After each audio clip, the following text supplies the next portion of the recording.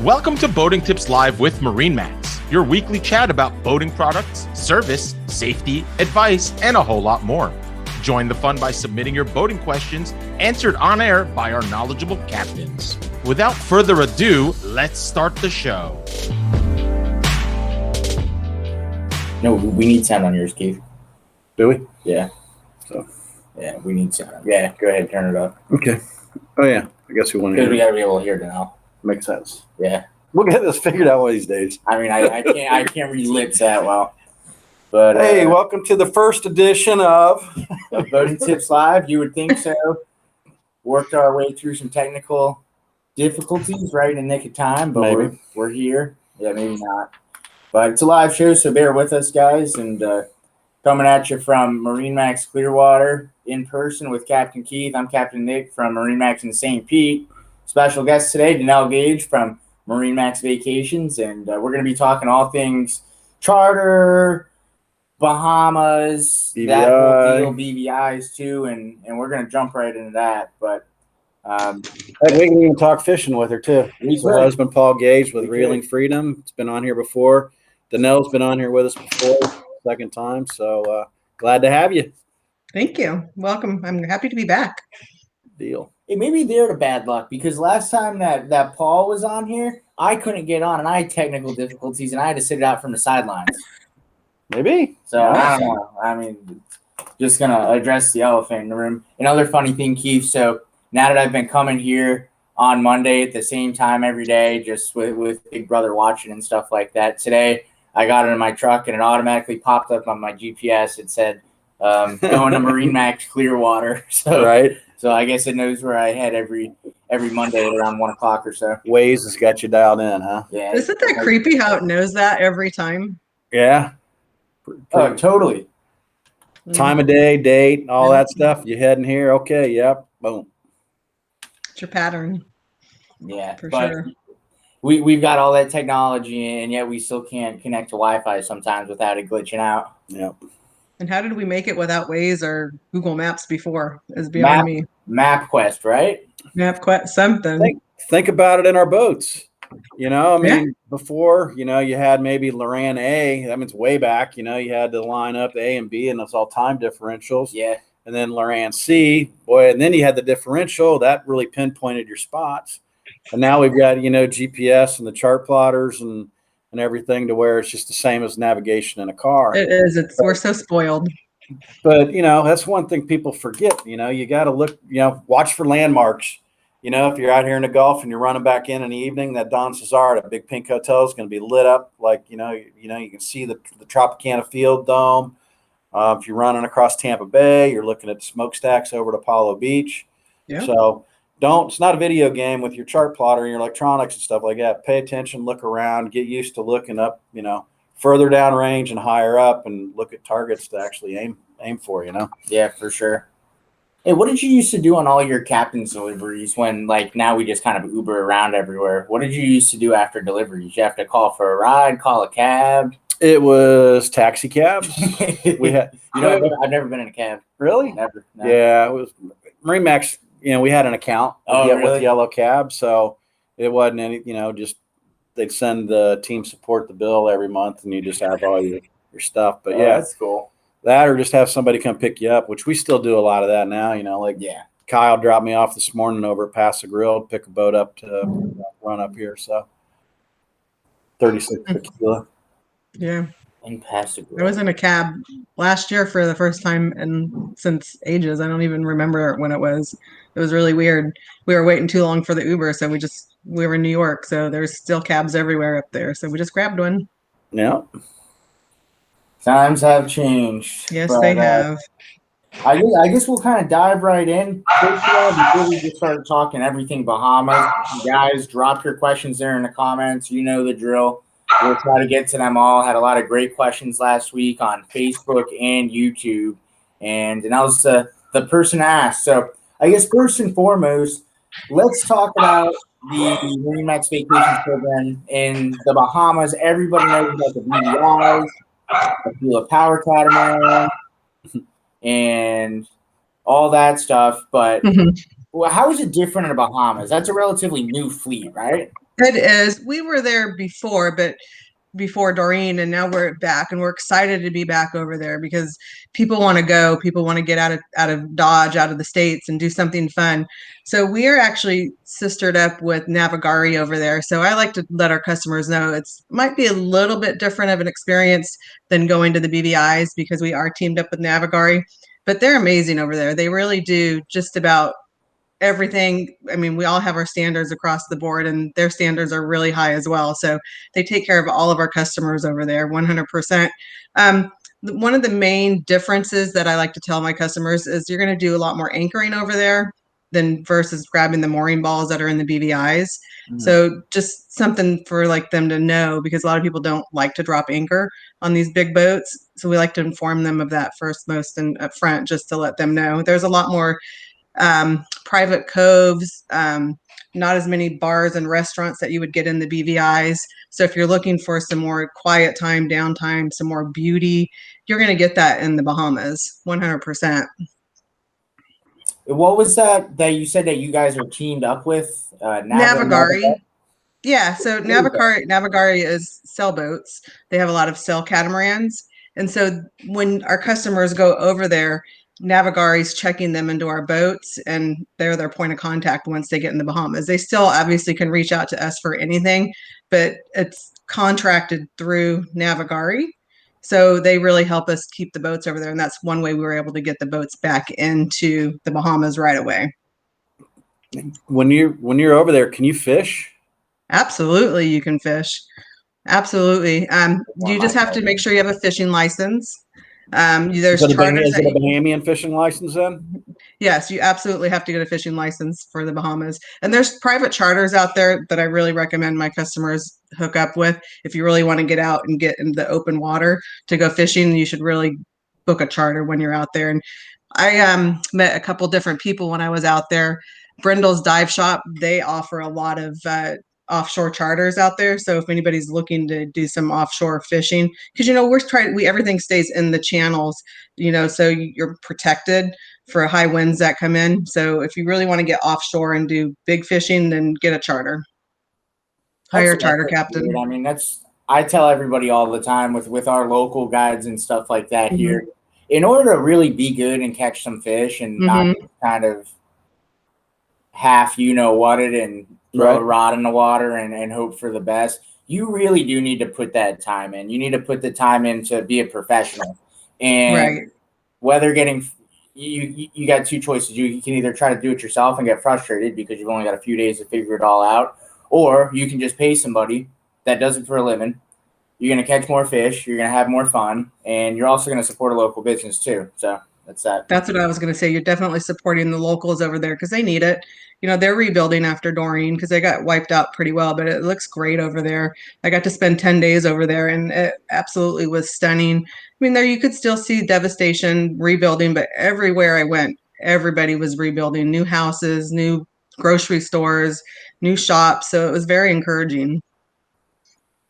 I guess let's talk about that a little bit because that's a question that we get a lot too, just with hurricanes. Hey, you're going to have to put up with some sort of natural disaster wherever you are in the country or the world, whether you're dealing with earthquakes out west or snowstorms up north. Down here, and especially down in the Bahamas and stuff like that, we're dealing with hurricanes. So I guess let's kind of talk hurricanes a minute. Is there a certain time of year that you might run into that more than the other? I know that there's a hurricane season that's pretty cut and dry, but that's a big part of your business, obviously. So what are your thoughts on that? So hurricane season down there is August 15th to October 15th. That's like the prime season down there. So we actually don't charter our boats in that time anymore in the Bahamas. They shut the fleet down, they move them, take them out of the water, and then that's a great time for the maintenance to be done on the boats. So we just don't book that time frame down there anymore. So prime season obviously is kind of like Florida weather is. Like I tell people, the water's warmer. If you start going at Christmas time, it's still going to be beautiful, but the temperature is going to be a little bit cooler. The water temperatures are going to be in the 60s, and you're not going to want to swim in that, especially if you're coming to go to a vacation where you want to be in the sun and the water. So if people are looking for like that time frame, I'm like, go to the BVI's. It's beautiful year round down there, tropical year round. But obviously, I was there in April, and it was beautiful the whole time. I mean, the weather was about 75 to 80, and then I think the high that I got was about 85. The water temperature was great. So, April, May, June, July, middle of August, your perfect time to go down there.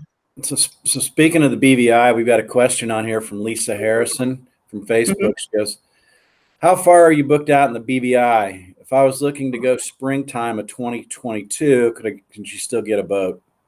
Very slim pickings right now. It's crazy. I'm telling you, I'm blown away by the bookings that we have. I just had somebody call for a June booking, and I think we have maybe 3 boats left for June. So February, March, April, June, May, June. I mean, I'd say about 75 to 85% booked. So slim picking. So if people really are thinking about going at that time frame, you need to get on a booking now and get your boat locked down, 30% deposit, and it's yours. A year out in advance. Yeah. I actually had a quote that I sent out yesterday, and a guy's booking for 23 of March, I think it was, for 2023. So, and the 54s, the new 54s and the BVIs, the first opening, I believe, is the middle of April. Wow, that's one of the questions that I was going to ask for you. I saw a picture you posted on Facebook the other day. How are the new 54s doing over there? We've had plenty of talk with the retail few that have came in that we have at St. Pete. We talked to Raul a little bit about 54s too when he was on a couple weeks ago here.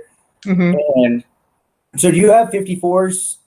Well, we do. I'm slated for the Bahamas, but do you have one there right now that's booking actually? For the BVIs? So you don't have any in the Bahamas? No, we don't. Right as of today, we don't have any slated. I know that we're working on it to get one down there, but as of today, we don't have any 54s in the Bahamas. They're all just strictly in the BVIs. Yeah, and they're booked, and they're beautiful boats. They're massive. They're quite different than taking the 44 and the 48 out. I was blessed, and I got to spend about 3 nights on it when I was just down in the BVIs last week, and what a beautiful boat. It's like butter on the water. It's gorgeous. I know. I not to discredit like the 36, 44, 48 in your case, but when you spend enough time like that on a 54, it is a pretty big difference when you go back to the smaller ones. It's like, man, this is nothing like the 54. So just be careful. Don't go on it. So you'll be addicted, I promise. So kind of switching over to the sales side for you, Nick, Vin Harley's got a question here. He goes, talk about customizations on the 54 Aquilas. What can you do? I know it's just right in your wheelhouse here. Yeah, that's a good question, Vin. So like, I would say that it's just to set realistic expectations. It's not like you're going to be building a custom Benetti or something like that, or a fully custom Hatteras where you're switching out countertops and every little thing. It's we'll go ahead and call it, the 70s semi-customizable, but to talk about what's customizable on a 54, you're going to have your build sheet, a few things that you're going to change on the retail side. You've got different options for staterooms. That's a big one. I was going to ask that question. You've got a 3 stateroom layout, which is really neat because it's the full beam master up front. You got 2 massive VIP suites, as I call them, on the sides. Then on the back there, you've got a storage area on a 3 stateroom. On a 4 stateroom, you've got that full beam master.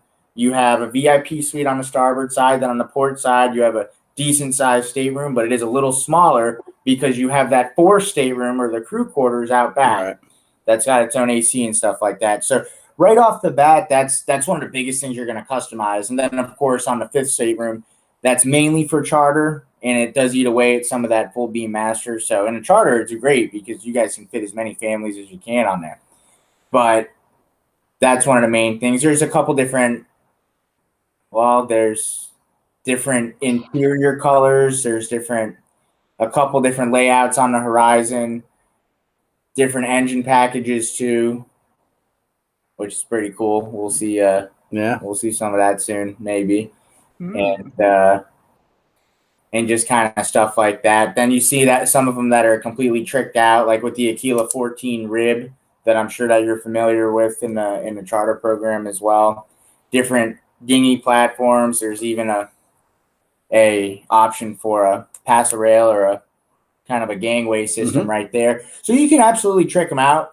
And one of the unique things that you see about like the charter boats versus the retail boats is the Sky Lounge feature. Everybody in retail wants that fully enclosed Sky Lounge with its own heat, air conditioning and stuff up there, a real enclosed bridge. Now, a lot of these charter boats are going to have the Euro style that's open. So they've got the glass. It's not Lexan. It's not isinglass. It's actual hard glass on the front, but then the rest of it's open. And that makes sense because you want to be out in the air down there. You want to be, the weather's probably going to be pretty nice. It's not going to get that cold like if you were going to do the loop or something. You really don't need that heat. So that's probably one of the biggest differences that I see in the charter boats also to the retail boats. Hopefully that kind of answers those questions down there. Yeah, bedroom numbers, finish, engines, stuff like that. That's definitely how customizable a 54 might be in the retail market. Now, how customizable are they for the charter fleet? I know you guys run a tight ship in the BVIs. I've talked to Raul about this. You guys are very standardized. Everything's going to be the same. There's going to be no picking one boat over another. You guys got a pretty good system of making sure that it's a pretty consistent experience across the board. And they're all spec'd out a certain way, even if they're in the charter yacht ownership program. Correct. Well, I'll tell you, talking about the glass, the Euro style that's half enclosed, just having that glass on that boat was amazing because we did hit a little bit of rain and nobody got wet. I mean, it really was, I loved it. I loved every minute of being able to have that. I mean, we still have like on the 48s and the 44s, it still has protection so you can close it and get out of the wind. But that glass, I'm telling you, that was something different. That was amazing. Hey, we have a really good question down here from Shalom Fine. He says, I would like to book, but I am one person and no chance of getting any more passengers. So, do you guys split them up or would they have to charter out the whole boat? Yeah, they would have to charter out the whole boat. There's charter companies out there, I believe, that do individual bookings. But as far as our boats, you book the whole boat. Better make sure everybody likes each other if you're going to do that. Yeah, exactly. That'd be horrible, right? It's happened. But I mean, so what size boats you have down there in the Bahamas? The 36. So we have the 36, which is the 2 cabin. So for Shalom, he could take that out and he would be able to go out and meet a bunch of people and zoom around pretty quick because they've got the outboards on them. We have the 44, which is the 3 stateroom, and then the 48, the 4 stateroom, and then now the 54, which has 5. They're all great boats. There you go, Shalom, buddy. Just the 36. The 36. Throw your gear in the port side. You sleep in the starboard side, and you're good. You'll make lots of friends out there. I promise. There's so many nice people, and everybody is so welcoming to have it, and they're thankful that we're coming back and it's getting busy. And I currently have 3 charters out right now, and the pictures I've been getting are amazing, and how different it is already from when I was there to this week is just mind-blowing, the people coming. So what's the base like over there? Like, you guys have you have employees down there? Is it a service center? What's the base like in the Bahamas? It's absolutely amazing. So we have a great team down there. Fayola runs the base, and then you have Clarence, who is actually the base manager. Fayola does the internal part of welcoming the customers and getting them all squared away with their provisioning, just making sure everything's getting delivered and set up on time. And then we just have the staff, the captains that get the boats ready and get them out and make sure they do all the briefings. And it's all MarineMax employees. Everyone that works there is a MarineMax employee. So they have the same standards that you and I have working for MarineMax. And that's what sets us apart and makes us different, because they do have to have that same standard, that high quality and 5-star rating. So I know in the BVI, if somebody's maybe not comfortable running a boat themselves, the Bahamas, can you supply a captain for the vessel? And absolutely, yes. The captains go about roughly $205 a day to get a captain, and then gratuity. We tell everybody, 20% is a great tip if you're really happy with your captain. And we have some great captains. I actually got a text message last week from one of my customers that was out with Simon, and they said they wanted to take him home. They loved him. 205 a day, dude. That is cheap. Hmm. You can't get. Yeah, but you're getting the full experience, and then they're getting a nice tip at the end of that as well. So That's awesome. Yeah. So the average is, the average, I think the last one I booked was $1,400 for the captain to come on the boat. I'd probably get a captain if I went over there, and I'm well capable of driving any of those boats. I'd probably get a captain. That's just me. It's so easy though over there. Oh, you would. would. You don't need a captain over there, Nick. Come on. You're gonna go out. You're gonna throw the hook, and you're gonna start doing cannonballs and can openers. Yeah. Because typically, when you're in the BVIs or the Bahamas, there's maybe a couple day spots that you'll stop at, like the baths or some snorkeling spots. But for the most part, you get up in the morning, you move to your next spot. You're generally there for a 24-hour period. So unless you really don't have the experience on driving the boats, you wouldn't need a captain, Nick. You'll be fine. So, it is a good experience. That if you're going to get a captain, you might as well go with an all-inclusive charter and get the chef too. Oh, there you go. There we go. So, Keith, we've got a special guest chiming in here at the bottom, and we've talked about the man behind the curtain before, and we don't know what he looks like, right? He could be the Wizard of Oz or something, right? And big scary guy. Barry, who says, "What's the best way to get there from Florida?" So now that Keith and I are doing this in person, and this is a physical podcast, let's bring the man behind the curtain out, show you what he looks like. Well.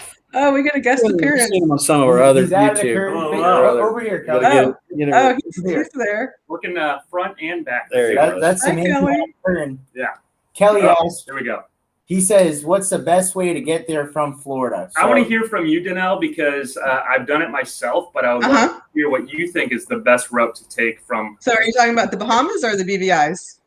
I would say Bahamas, but I'd like to hear from both. Thank you. Okay, perfect. Thank you, guys.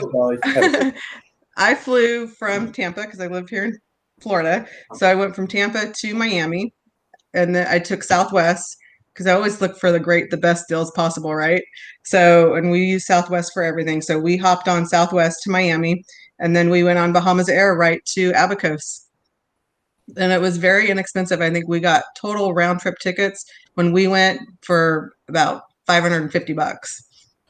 So when you're setting a charter up for somebody, will you get them from, say, Iowa to Miami, or do you kind of take over once they're in Miami or whatnot? Well, so I will absolutely help every one of my customers look for flights, but we don't book flights for them. Okay. I always tell my customers the best way to do it is, if they really want to try to figure it out on themselves, go to Kayak and put in where you're coming from to where you're going, but don't book third party. Go directly to that airline, whoever has the better rates and the quickest, because you don't want to be stuck 24 hours trying to get to the Bahamas when it's a couple hours to get there from Tampa. So just look for the cheapest and the shortest distance, and then go to that airline and book. So when I went to the BVIs last week, well, I guess it's been almost 2 weeks now, we went right from Tampa to San Juan, and then San Juan to Beef Island, Tortola. And it was a total flight with travel, layovers, and all that was about 6 hours total, which wasn't horrible. I know this might be kind of a dumb question, but like as far as traveling to the Bahamas, let's talk about the logistics involved in that. Okay. We can talk about COVID protocol in a minute, how it's changed, whatever. But do you need a passport to go there? Absolutely, 100%. Okay. So, and do you want to talk about the travel restrictions at all? Sure, absolutely. Yeah. Okay. So I tell every single one of my customers, you need to make sure you follow either the Bahamas or the BVI's gateway or travel visa portals, because things change daily. So I don't want anybody to get upset with me because I gave them the wrong information. As of today, this is what I know, but tomorrow it could be different. So please follow those links, because I'm telling you, it definitely changes constantly. For the Bahamas right now, if you are vaccinated, you just need to register on the portal and upload your vaccination card. And there's no quarantine, there's no PCR test to get down there. But when you come home to this, back to the States, you are going to have a COVID test, regardless if you have vaccination or not. So there's, I have a list of in Abaco's, I think it's 9 different locations that you can go and take your test. We did ours at Hopetown Clinic. We just called and made an appointment and went in and did our test and had it back in 24 hours. And then you have to do an exit visa to get back to the States. And it took, honestly, I did it the same day, and I had as soon as I put all my information in, I had it back in 10 minutes, my approval to come back home. That's easy. It's very frustrating though when you're getting on these websites and trying to figure everything out if you don't have all the right information. So everybody needs to have everything lined up and ready to put in there, because if you don't, then that's when the frustration starts. So just make sure you have all your documents lined up. And I have a list that I send to all my customers now. This is what you're going to need to get registered. You think it's getting Especially easier, on the, though? I mean, what's compared that? to like 6 months ago, you think it's getting easier?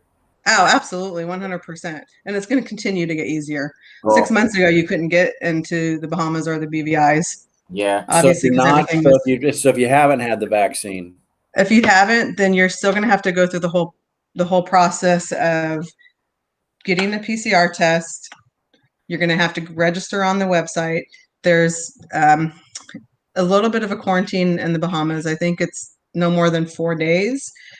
Like I said, but it changes constantly with that over there. You have to do a daily check-in, and then you have to do a day 5 test, regardless if you're coming, back to the States, depending on when you're coming back, because the test to come home is 72 hours.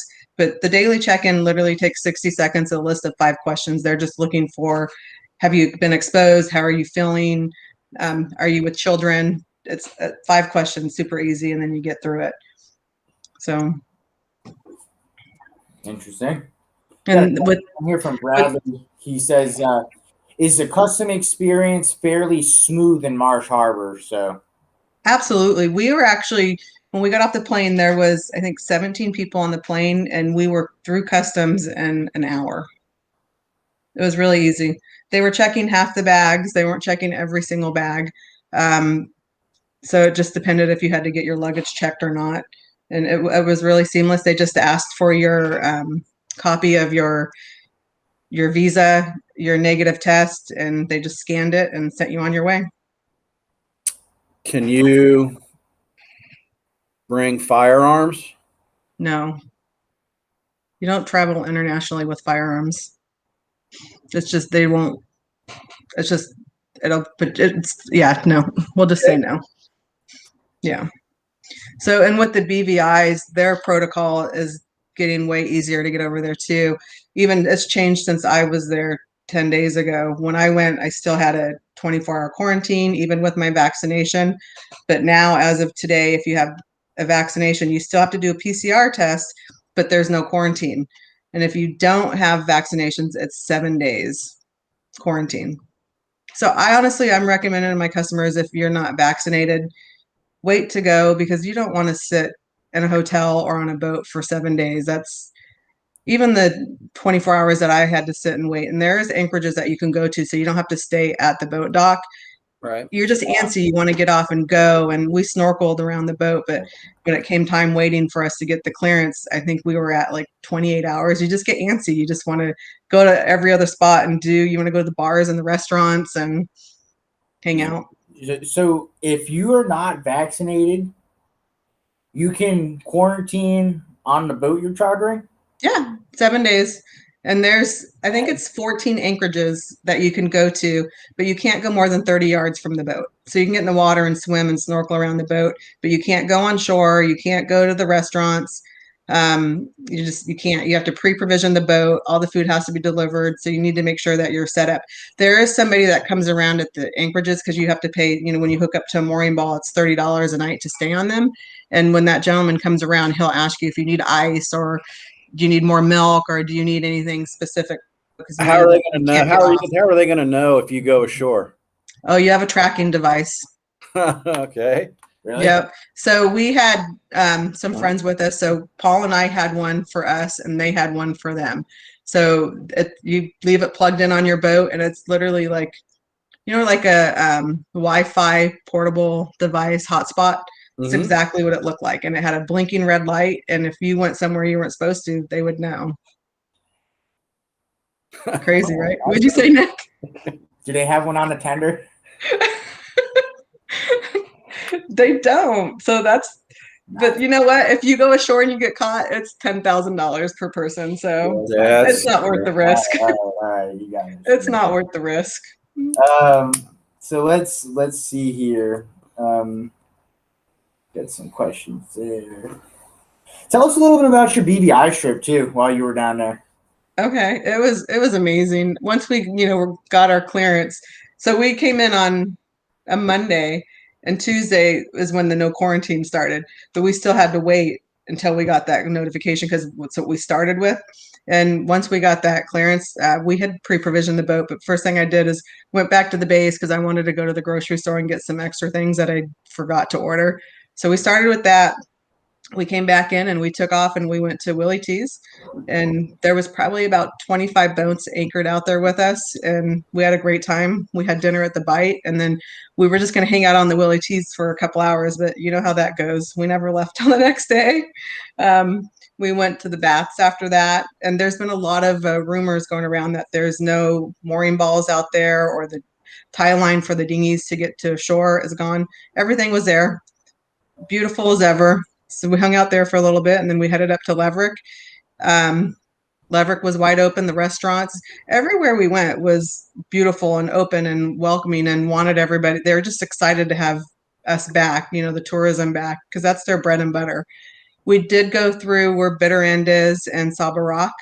Saba Rock will be open in the fall. Bitter End is still in complete build mode. Like, I was trying to go to the beach and I just decided not to because they had everything roped off, and I just figured it probably wouldn't be too wise to do that.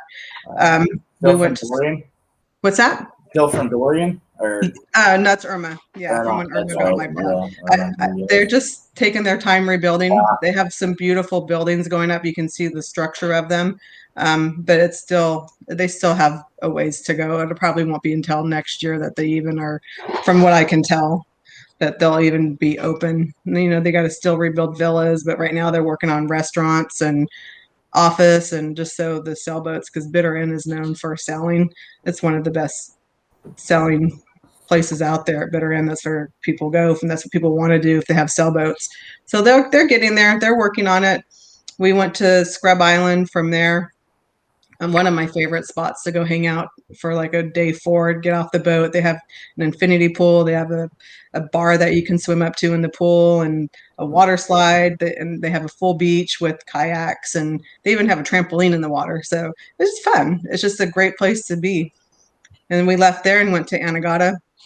It was pretty quiet out there. I think there was probably maybe only 10 boats that were out there, but it was blowing pretty hard when we went. We were getting like 20 knot gust out there.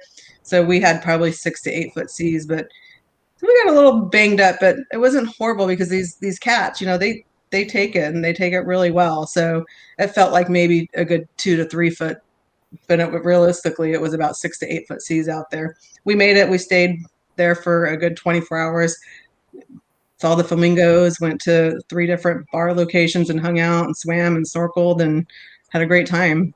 I mean, like I said, took a picture with, I cannot remember her name right now, from CalRec. She's the owner of CalRec, and she just kept hugging everybody. She was so happy to see people out there. We had dinner with Sam from Potters. He's the one that does all the lobsters. We did have probably about 50 people that came to dinner. I'm like, where did everybody come from? But everybody showed up for dinner because it's one of the popular spots to eat out there. When we left Anegada, we went to Joost Van Dyke, and that's where Soggy Dollars and Foxy's is, and that was busy. There was a lot of people out there. It was really, really busy. We left there. We went to the Bubblies, which is on the backside, did a little hike. Had some drinks, stopped at Sandy Spit, where that's the Corona Island where they did the Corona commercial. I don't know if you've ever seen that. Okay. Yeah. So we stopped there, took some pictures. I think maybe that's some of the pictures that you saw that I posted that were really pretty on the white beach. It was gorgeous. And then we finished our trip at Cane Garden Bay, and that was busy too. And that's actually on the backside of Tortola. So I'll just warn everybody, be careful when you get off the dinghy at the boat dock there. The boards are really spread apart wide, and if you're not paying attention, you might fall through. That may have not happened. Just saying. I got a I got a texting question here, actually, Okay. from somebody. He says, "Are there any pirates down there?" No, everybody's safe. I mean, I think we locked our boat 3 times. So no, I've been going down there since 2017 and I've never ran into a pirate. All right, not even like Jack Sparrow or something. Mm-mm. Well, if you go to Laverick Bay, there's a pirate that'll sing every now and then and entertain everybody. That guy's messed up. Brian Drapp's got a couple really good questions Yeah, on okay. here. So, he says his father had his hips replaced and doesn't run around too much anymore. Is there any way he could still come down with us with limited mobility? Absolutely. I think he might struggle a little bit getting on and off the dinghy, but with help, he could do it. I mean, the boats they're spacious, they're big. You know, the biggest challenge maybe is getting down to the cabins. It's 3 steps down and they're not normal size steps. They're a little bit bigger. Yeah. So, but I think he could manage. I mean, if he's got help that's going to help him, he'll be fine. Yep. Or you can sleep in the salon. Yeah, absolutely. Yeah. And then he asked if guests come a day or two early or stay a day or two later, is there any places around that they can tour the island for a bit or hang out around there? Absolutely. So we're stationed, our boats are based out of Nanny Cay, and we're a full resort. We have a hotel, we have a beautiful bar, a beach, a pool. So you could hang out there. The rooms go for about $200 a night. So you could come a couple days early and stay or add on to your trip. And there's other places all around the islands that you can go to. Scrub Island is a 5-star Marriott property. So you could stay there if you're looking for something a little more high end, that's 5-star. And they have transfer services that run every hour to different locations of the island to take you around and let you. Actually, we met a couple that was staying there. They were there for their honeymoon. They were there for 7 days, and every day they went somewhere different. We met them at Soggy Dollar, and every day they got dropped off somewhere else and spent the day. And then there's taxis around. So if there's places that you want to really go explore in the inner islands, there's taxis everywhere that you can jump in. Great answers. Brian's got one more good one. Okay. We eat dinner at restaurants every evening to enjoy the islands. Kind of more asking because my wife doesn't want to cook all the meals while on vacation. Absolutely. That's a great question. We get that all the time, believe it or not. And I am not a cook. So when I provision the boat, I do breakfast, light lunches, hot dogs and hamburgers, and we eat out dinner every single night. And it's super easy. I mean, and it's great food. The average plate is, $10 to $15. So you can go and not worry about having to spend a fortune on food. Drinks, average $6. The painkillers are $6 each, and that's the popular drink over there. Everybody loves the painkillers. So absolutely, you can eat out every single night if you wanted to. There you go, Brian. Looks like it's time to book a trip, bud. Yep. Reach out. I'll help you. Hey, I'll I take care have of a you. question. You being in the business, you've probably known every trick in the book. Keith and I could probably share a few of them as well. How do you deal with people getting seasick on board? So I'm sure that it's a big concern for a lot of people looking to book a vacation. And right. What are some tricks that you guys have? Well, that's a question I get almost every other phone call when people are booking, worried about customers getting seasick. There's a lot of different devices that you can buy if you really are worried and you do really get. You can maybe have your doctor give you a little patch. I tell them you can get the nausea patch.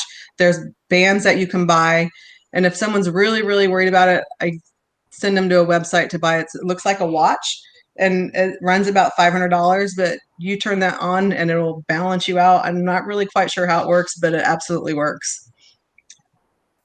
Seasick watch, huh? Seasick watch, $500 seasick watch. Yeah, I've never been seasick. I haven't either, but I don't either. Seasick, and it looks like it's something that you would spend $500 to not do. But let's really talk about our boats. I mean, the cats are beautiful, and there's not a whole lot of huge rocking. I mean, stable. Yeah, they're very stable, and I let everybody know that. If you're really worried about it, go get that stuff. But for the most part, we don't really get a lot of complaints about people actually getting seasick once they've been on charter. The ones that have always been worried about it, I always ask them after, "How was your trip? Did you feel like you got sick?" Nope, didn't have to use any of our devices that we brought. So that's good to hear. Cool. Well, that's Yeah. A lot of times, just in general, right? I mean, with customers on our boats. I mean, you and I both have mated and run charter boats and stuff back when we were younger and stuff. And if you go down, somebody gets down in a cabin or gets down in there, that can affect you. Mm-hmm. Try to eat. Keep your stomach full. If you're eating helps for sure, and staying out in the fresh air where you can see the horizon. Exactly. And, Jump in the water. Jump in the water is great. Yeah. My uncle That'll help stabilize you. owned a dive shop, and we had this old slow diesel boat that's the exhaust would come back. And I mean, you get out there, this is way back in the 70s, 80s, and then but as soon as you jump in the water, it's gone. Right. You're right. Yeah. We went out in the Gulf here off of Palm Harbor last Wednesday. We ran to the middle grounds, and my daughter was in town visiting, and she brought 3 of her girlfriends, and they really wanted to experience offshore fishing. So we took them out there, and all of them got sick but one. And we were like making them get in and out of the, get in the water, get yourself feeling a little bit better. And then they would get back in the water. One actually only got sick, but the other 2, they were just green. Yeah. Well, how was the fishing out there? Out there it was great, but as soon as we hit about 10 miles coming in, it was bad. There was just dead fish everywhere. It was really sad. Yeah. A lot of grunts. Were you at a Johns Pass, or were you at up north Clearwater? No, we live in Palm Harbor, so we go out of our house, which leads out, like Three Rooker areas. Yeah. So we headed out. We always head out from there. So boat I ran up today from Paso Grill, running up the bay. I got a little whiff of it around Pinellas Point. Then when I made the turn and got off of downtown St. Pete, there was a pretty substantial fish kill, and then it cleared up again. And then from about McDill to the Gandy, out from Hula Bay and all that stuff, it was bad there. But then once I made it past Gandy, then it cleared back up. So at least I'm trying to figure out what we're going to do for 4th of July, because we're always at the islands for 4th of July. Yeah. At least it's not sticking around in a spot, you know what I mean? Like before, like you'd see Tierra Verde just get absolutely annihilated.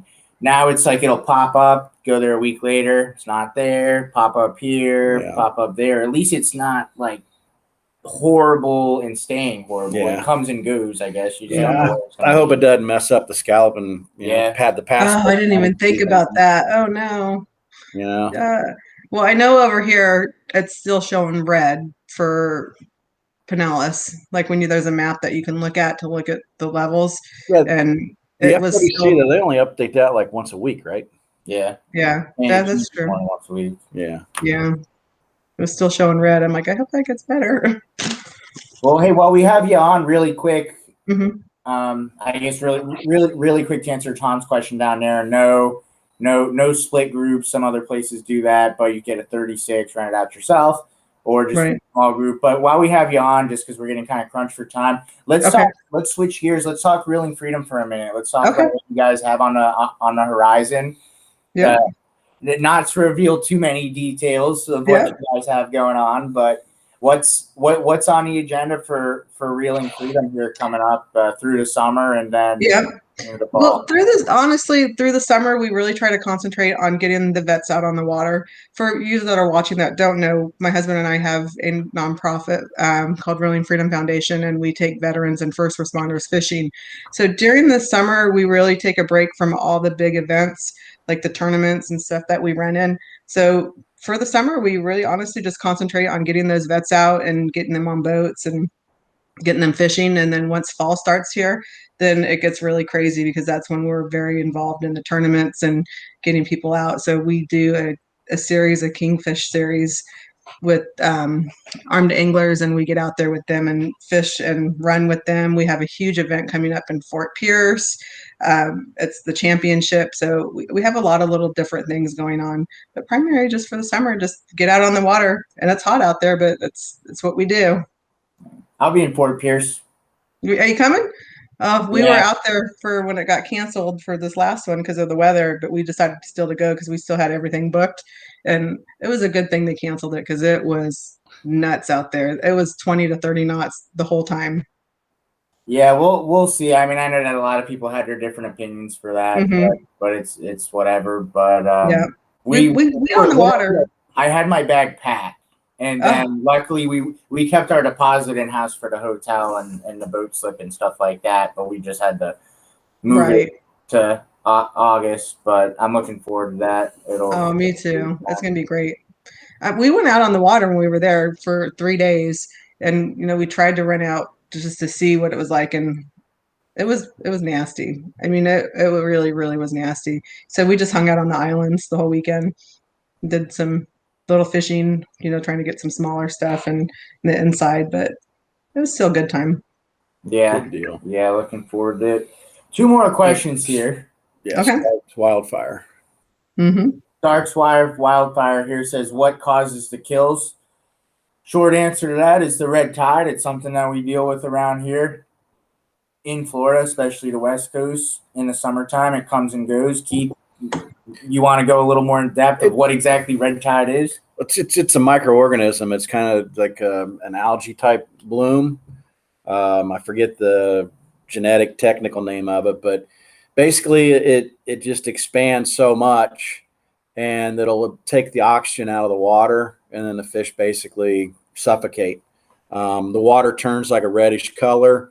It'll give you people respiratory issues. If you've got respiratory issues, they'll advise you to stay inside. I can feel it, like when it's really strong. Well, it's really bad, you for sure. You can definitely smell it. Your throat will scratch, and people that are susceptible to that type of stuff, want to avoid it. Mm-hmm. But it's the warm water too that makes it so much easier for it to grow all that, because we do get such warm water here that it's just a feeding pool for it all. Yep, it just explodes. Mm-hmm.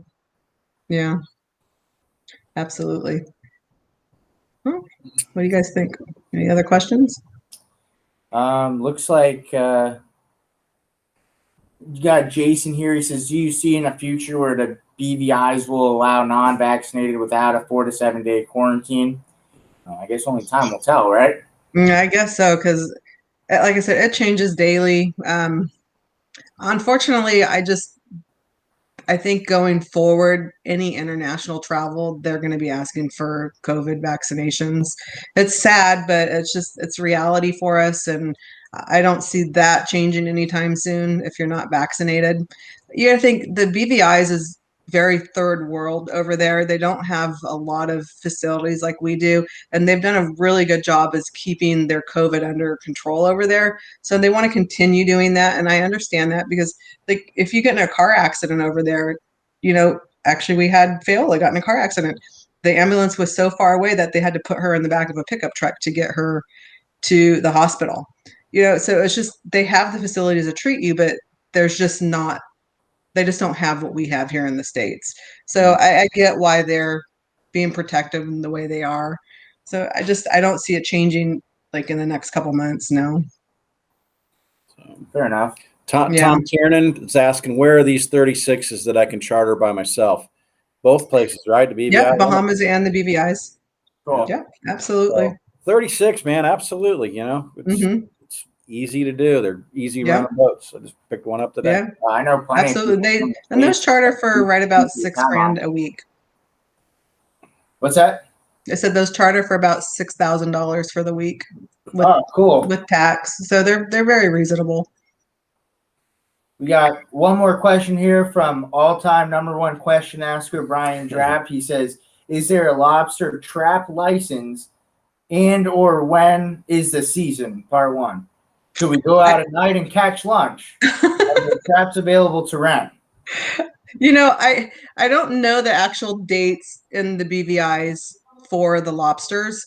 I do know that they have a closed period, and even in the Bahamas they have a closed period. But I know, so my charter guest that's out there right now, she sent me a picture last night. They were in Anegada and they went out lobstering, but they hired a captain and they took them out, and the lobsters, they were massive.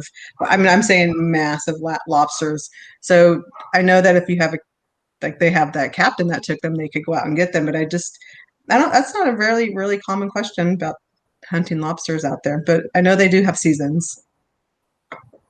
Cool. There you go, Brian. Hopefully we'll see you down there. Well, we're coming up on 50 minutes now, and this has been a phenomenal episode. Great guest. And to As our always. surprise, we made it through the whole episode without any major glitches. Thanks, Kelly.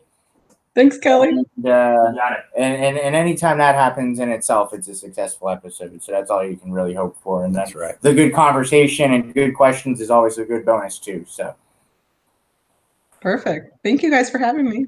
thank you. Thank you very much. Thanks for joining us.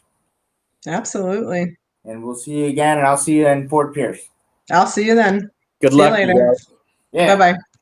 So this is next week. We've got a pre-recorded 4th of July message.